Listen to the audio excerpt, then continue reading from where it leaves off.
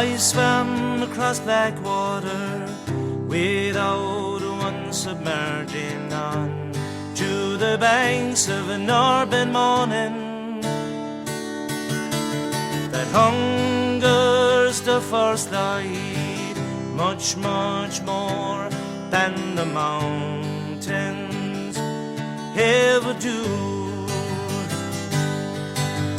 She, like a ghost beside me, goes down with the ease of a dolphin and emerges on land unchained and harmed.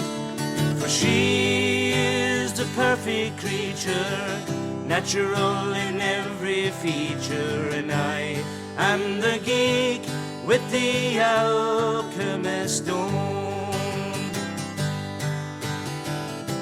For all of you must discover,